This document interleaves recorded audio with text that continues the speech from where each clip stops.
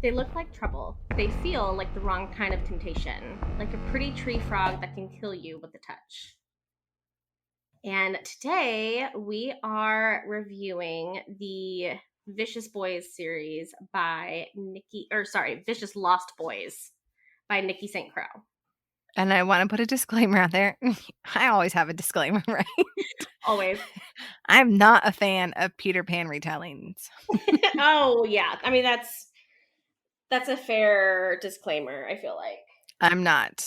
And I have nothing against Peter Pan except for I hate that everybody fawns over him because in reality, Peter Pan is not a good guy. Peter Pan is a villain because he kidnaps children. And I don't understand why people are okay with that. But whatever. Did he only kidnap Wendy? And her brothers. Not that makes it right.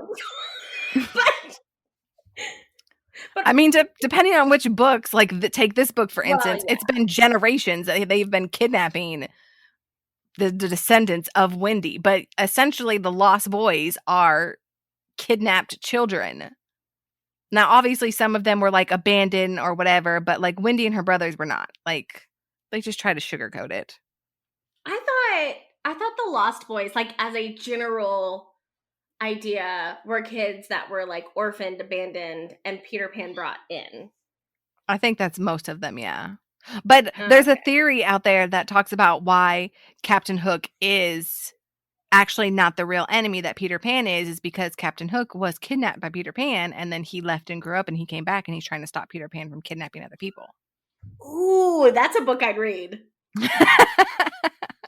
Like, that needs to be a Peter Pan or like a Captain Hook retelling. Mm-hmm. So this kind of like was okay because in this book, Peter Pan is actually represented as the villain, as a bad guy. A villain, so that's why I was okay when you recommended it. Although I'm pretty sure I put up a fight. Maybe not a big one. It was not a big one at all. Yeah. But mostly because you love me. I do love you. And I'll read almost anything that you tell me to read. That's true. True. Okay. So do we want to start off with what... Yeah, I guess we'll continue with like what we don't like since that's kind of where we started. I think it might... For me, I think it might be better if I start with some of the things that I did like. Okay. Just because they're probably far and few between. Okay. And because I don't remember a lot. I'm going to be honest on that.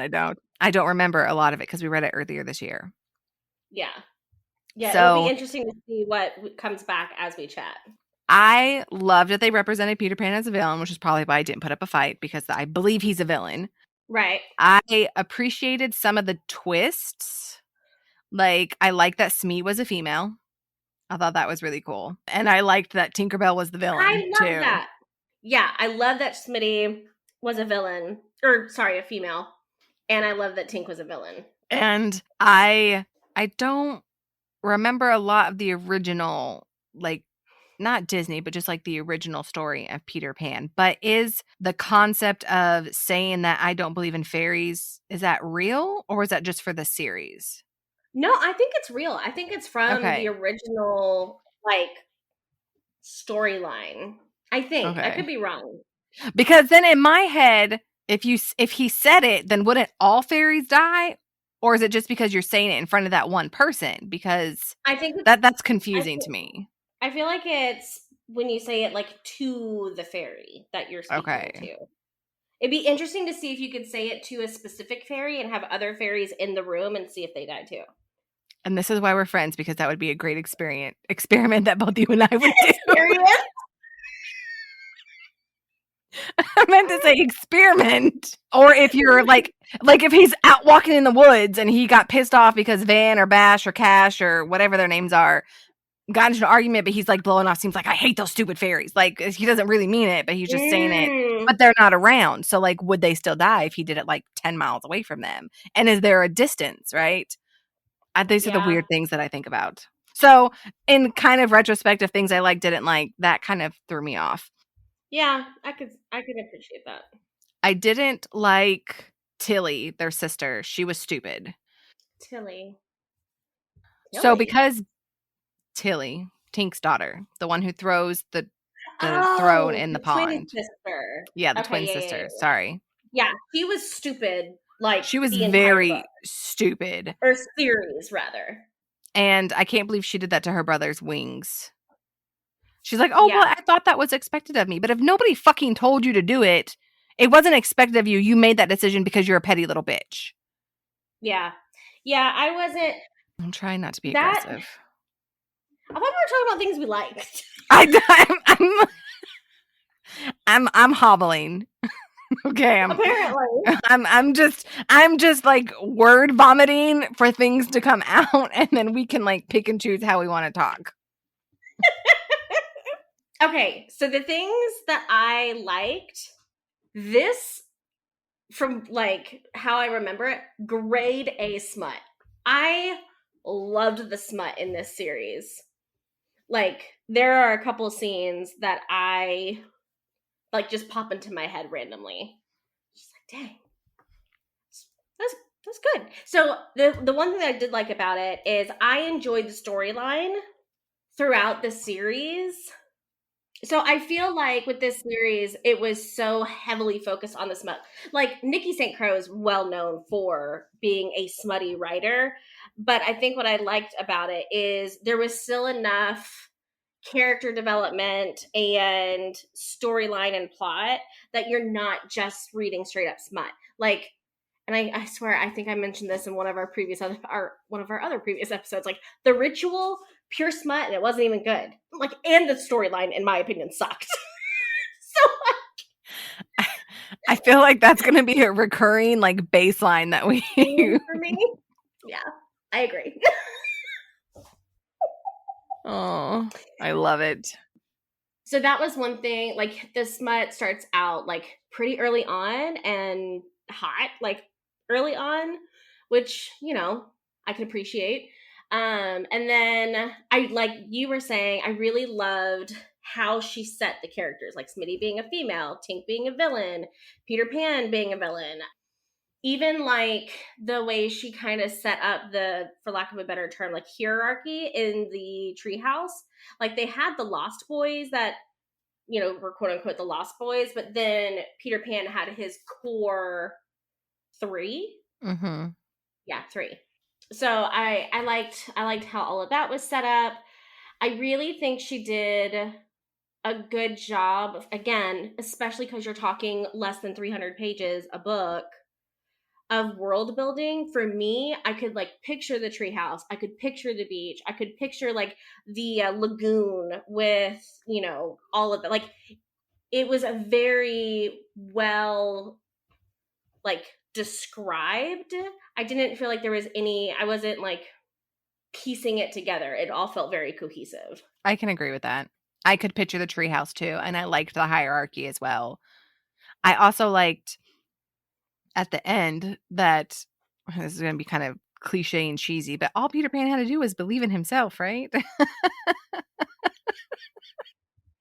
Yeah. But I was really happy that the twins got their wings back and that the shadows were mixed up between those two and then Winnie and Van. So I think I'm going to surprise you. I liked the ending for the twins, and I liked the ending for Van and Winnie. I feel like Peter Pan could have, I feel like it was just such a, like, kind of what you were saying, like, oh, believe in myself, and now I'm like, fine. And I feel like that's a very, like, cop out, light and fluffy. Yes, for such a dark series, it's like, ooh, you're a star. You're trying to give him redemption when he doesn't need redemption. He doesn't, right? Like, he's a villain. Let him be a villain. Like, it's totally fine. I almost would have preferred it if it would have been like, yeah, you came up from hell one day, and now this is your way, instead of coming from the stars. Yeah.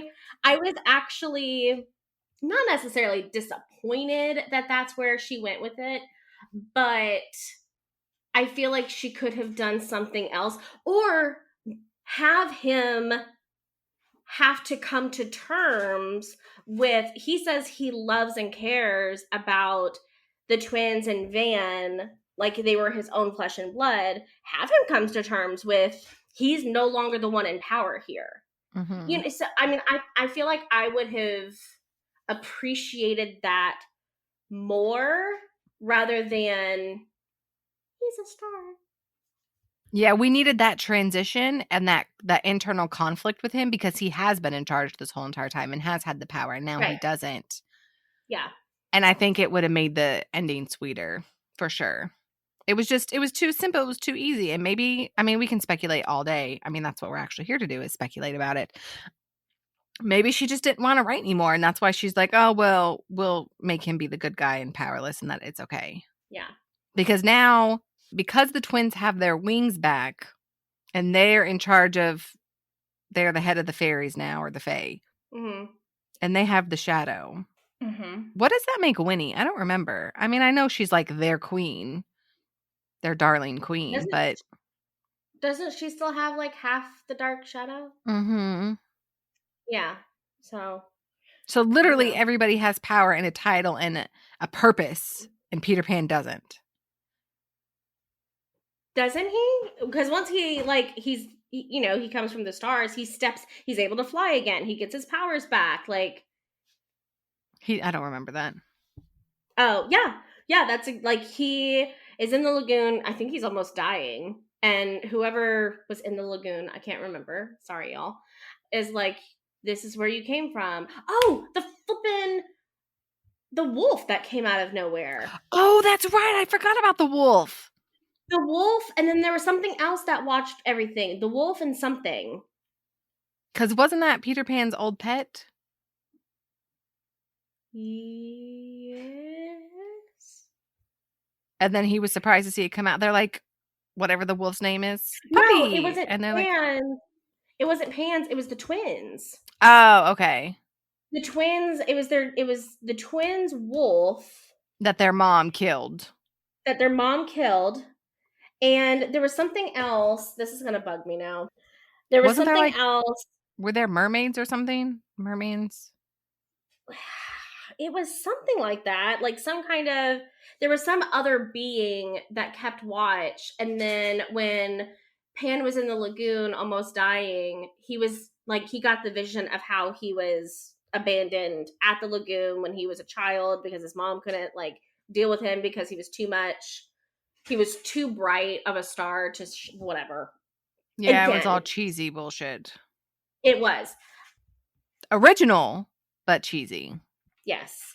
Well, especially like I feel like in a different type of series it would have worked, but I just don't think it worked well in this series. It's almost conflicting, right? Because it's supposed to be so Right. dark, and then it ends on a light note with the Yeah. most darkest villain in the series. Right. Yeah, I don't like Yeah. that. Okay, so it's actually the mother that I was thinking of. So the mother is the one that drops him off the lagoon, and she's talking to the wolf, and the wolf tells her like, just wait, the lagoon will give him what he needs. And then he comes up, he breaks the surface, and he's aged Like 7 or something. yeah, something. And then He didn't the even wolf really. the mother asks if the wolf will watch over the boy, and he says, as much as I can. She says, you watch from the earth and I will watch from above. She's the brightest shining light in the dark, the second star on the right. So that's where like the original. Oh, I totally forgot about that. She's Yeah. So yeah, I just like meh. Yeah. Yeah. So anyway, that was one thing that I was disappointed with. The other thing that I didn't like in the series is, and this is just a personal preference, it's not something I wouldn't not read the series again because of it, but I don't like it when authors like play into like catty behavior, and there was so much of that in this book between like Yeah. Cherry, who is Hook's sister, who Hook gave to Peter Pan for some type of truce. She becomes part of like the Lost Boys Club, and she desperately wanted to be with Van. Van wanted nothing to do with her, and she ends up like locking Winnie in one of their rooms, and that's how Winnie gets the dark shadow. And like, you had all of that cattiness with Cherry, And then Tilly was a frickin' bee. Tink being a villain doesn't bother me, but like I wish like Cherry and Winnie hadn't had that cattiness and that Tilly had a brain. Yeah, I didn't care for either one of them, to be honest. Okay, the one character that I absolutely loved in this book, in this series rather, was Rock, who is a play off of the crocodile from the Peter Pan series. And so you've got like Captain Hook, he's terrified of Rock, but this is an actual person. Mm-hmm. I don't think Rock comes in until book 2 or 3. Yeah, I don't And remember. I fell in love so fast.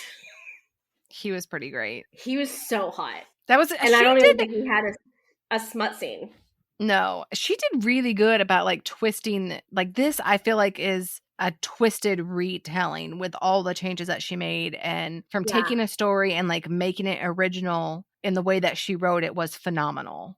Like making it like you said, like making the crocodile an actual person that Captain Hook is terrified of, making Smee a female, making Tink the villain. Like it's just, I will give Nikki kudos for that for sure. Yeah. Which is probably why I continued to read it even though it was Peter Pan, because I was like, "Oh, okay. Now we're talking. This is the right path. I got you." Yeah, I completely agree.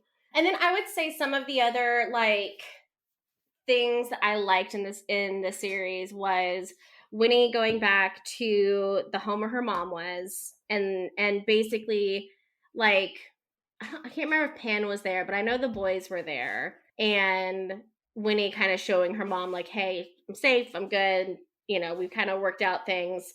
No one ever has to be kidnapped again." Yeah. After the years and years of torture that her mom put her through. Now that you mentioned that, it triggered in my head that it was Tink who was it Tink or was it Tilly who was sorting through their brain to try and find his shadow. That's why they all went crazy, because she was doing it on purpose. I just don't understand why they didn't figure that out sooner. That's right. We talked about that when we were like chatting through the series initially. I forgot about that. I think it was Tink and but then it had to be somebody else after Tink, because Tink was dead when Winnie was there, right? Or did Tink try and do it to Winnie? I'm confused on the timeline. Yeah, I don't remember.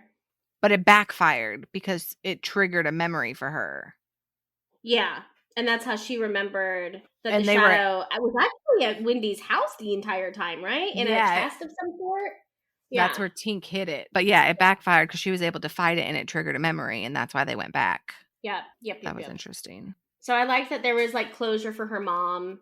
I really loved, and again, this is just, I fall for them every time. I loved Van's development through the series. Like, again, we just recorded the episode talking about the bonds that tie the series, and like you kind of, that was done a lot better, but in a much shorter span, the same type of development happens with Van, where you're like, wow, he's kind of a dick, and then by the end you're like, he loves her so much and it's precious.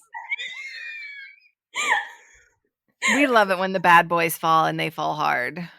Yeah, especially the tormented ones. I need like a hardcore trope where it's not like enemies to lovers, but more like he hates her fucking guts and then like almost dies to save her by the end of it. I don't know. I mean, I feel like enemies to lovers kind of covers that. I don't know. Maybe, you know what, you should tag on it? Dark enemies to lovers. There we go. Yeah, okay. We don't want the fluffy like neighbors bitching about flowers or their mailbox. Nah, we want dark enemies to friends. Yeah. Or enemies to lovers. Yeah. Fuck being friends. We're not even going there. We're going straight from enemies to lovers. That's it. And when they fuck, it's because they're pissed off at each other. It's not lovey, cuddly. No. Yes. Yeah. Okay. And that, I think that's one thing that Van does so well. And I mean, Winnie is all for it, is he's so rough and like almost like hate sex with her every single time. but for them, it's just like this great connection. I'm just like, this is amazing, and I To love them, it. that's cuddly and affectionate and loving. Yes, that's their way of affection. Yeah, I like that. I could have taken like the twins. I never really cared one way or the other. Pan, I liked, but as far as like connecting with any of the characters, the only ones I really connected with were Van and Rock, which is ironic since they're brothers. Oh, that they need their if Van wasn't with Winnie, they could have their own reverse harem. I'd be all about it. But Hook, and so there's going to be a spinoff. I know we haven't read it yet, but the spinoff is going to be Rock and Hook going after the original Wendy, right? The original Wendy, yes. Yeah, because frickin' Pan just dropped her off at some random island years and years and years ago and was like, peace. And he never went back. And he never went back. I can't remember the exact circumstances behind that. I think they got separated, or he was forced to leave, or not that he wanted to, but yeah. Okay, so let's talk about something trippy. And I don't know if it was explained in the story or not, or if it was just in my head, but we have to think that every single female in the Darling line, Pan, or at least one of the vicious boys, fucked. I'm assuming. Yeah. Isn't that weird, or is that just me? That Winnie is with? Are we sure? It never says that they didn't, and it never says that they did. I think they confirmed that they never fucked Winnie or her descendants. Now I don't know about the descent. No, because the first wasn't the original Wendy the one that Pan initially like wanted to keep. I just losing my mind. I just remember they're saying there's been a lot. It's been a long time. There's been a lot of generations. Yeah. And so I'm just, they're vicious boys. They're fuck boys. They like to mess around. I'm like, can you imagine being with these guys and be like, oh my God, you had sex with my great great grandmother three times removed, right? Like, is that weird, or is it just me? I mean, that's stuck in my head. Is it any more weird that so many of these books, the male is like hundreds of years old and the female is like 18? Not at all, because women mature way past their age, their physical age. So your body may be 18, but you could be like 32 in your head and like a 58-year-old in your soul. I'm just saying. Oh my gosh, that's so great. I'm just saying, like, I don't feel like it's any more weird than, like, a 452-year. That doesn't bother me as much as so I read this series. Oh, I can't remember who the author is. It's between two authors, two series, and the dude is like he's obviously a fuckboy, and he ends up sleeping with this older woman, and he later finds out that it's the mom of the girl that he ends up with. Okay, and that just bothers me. Like, I don't know why, and they're okay with that in the story. And then there's another one. It might be the same series. It might not. Like, the dude like fucks her best friends before they get together, and then they get together, and they're like just okay with it. And I'm just like, no, I think that's a trigger. Not a trigger, but that's a line for me. Like, you can't have slept with my mom and my sisters, and then my best friends, and then maybe my guy cousin. Like, you just, and then come like, no, like I'm just like, I don't know. That just bothers me in my head. I'm just like, how are you okay with that? Because I don't think I would be okay with that. If Van had sex with your third great grandmother, would you be okay with that? Or is it because it's so long and they're not around and like you never knew her, like it's just another woman and you just block it out? As long as he's not like, man, you're tighter than your grandmother. Or, man, your great grandmother made that same noise. I think that's why it bothers me, because like, how can they not compare, right? Like, I don't know. I can agree. Yeah, okay. I'm picking up what you're putting down. And it's nothing like you didn't even make that connection, right? It's just something in my brain because my brain works weirder, I guess. It wasn't even something that was on my mind. I just think about those things. Just like I sometimes think, and this is probably totally off, this is a tangent, like I know that they never really go to the bathroom in books, right? Like they just don't. But then sometimes I'm just like, you should probably go pee after that sexathon. Like, what are you doing? Like, go No. to the bathroom. Okay. This is something that actually like legitimately bothers me. And I was thinking about it the other day. I was literally driving and thinking about this, and that too, but this in particular was what I was thinking about. I'm like, okay, explain to that we're gonna have to name this episode like we kind of talk about the Vicious Lost Boys and rant. Right. So here's what I want to do in a book I write eventually one day. I want a realistic scene slash multiple scenes that prep somebody for anal sex. Because I'm sorry, if she was a virgin and then you're doing anal 4 chapters later, that's bullshit. No, that is more believable than some chick being okay that she's with the guy who fucked her mom, okay? No. Maybe. I don't know. But yeah, that's just a thing that just the whole not comparing, but it's just in my brain. So that kind of stands out for me. Are we ready to do some ranking? Yeah. Rating? Ranking, rating. So, darkness. I'll let you go first. Mostly because I don't have an answer yet. I'm saying 3 or 4?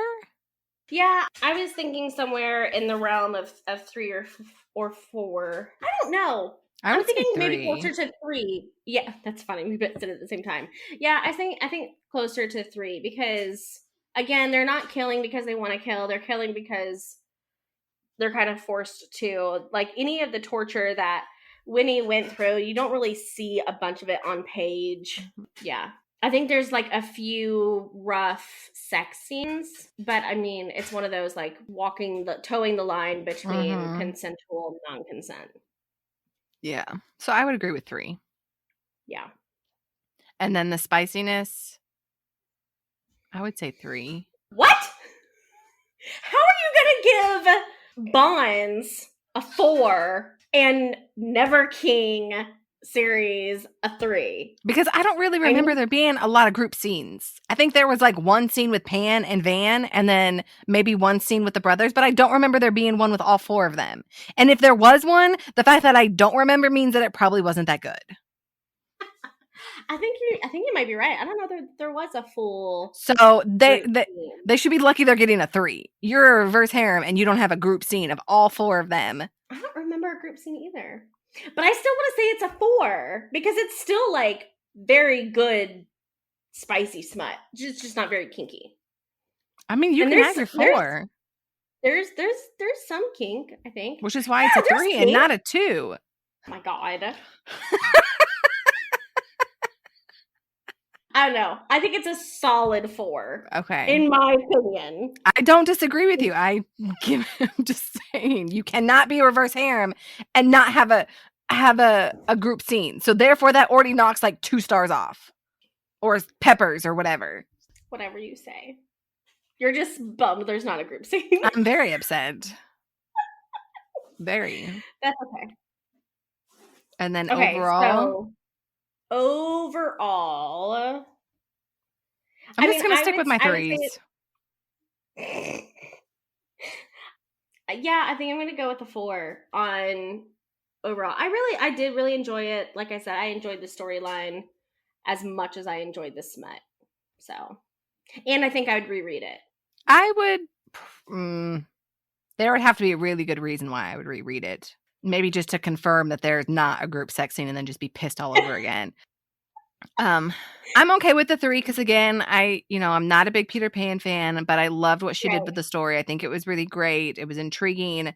Not happy with the ending like we talked about with Pan because that was just a cop-out. He didn't need redemption. Right. I might enjoy the spinoff more than this one, to be honest.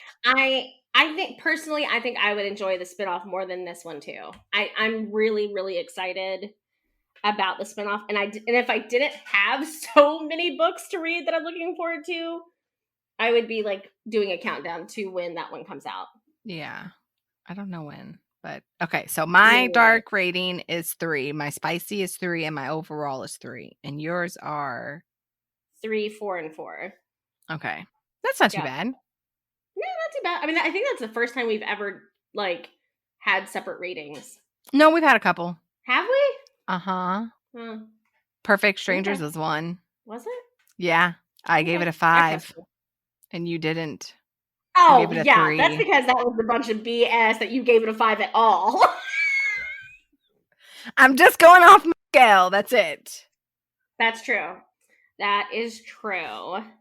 Okay, readers, and where does the darkness rate with you? Thank you for joining us on the journey into the shadows of love, where dark romance stories come to light. We hope you enjoyed this episode of Bones of the Story as much as we did. If you did, don't forget to subscribe and leave a review. Your feedback means the world to us. And to stay updated on all things dark romance, follow us on social media. You can find us on Instagram, TikTok, and YouTube. We'd also love to hear from you. Share your thoughts, ideas, or even your own dark romance stories with us. Drop us a line at bonesofthestory@gmail.com. Remember, our next tantalizing episode is just around the corner, so keep your hearts open and your senses sharp. Until then, embrace the darkness and let the stories continue to stir your deepest desires. This is Misty and Jenn, signing off from Bones of the Story.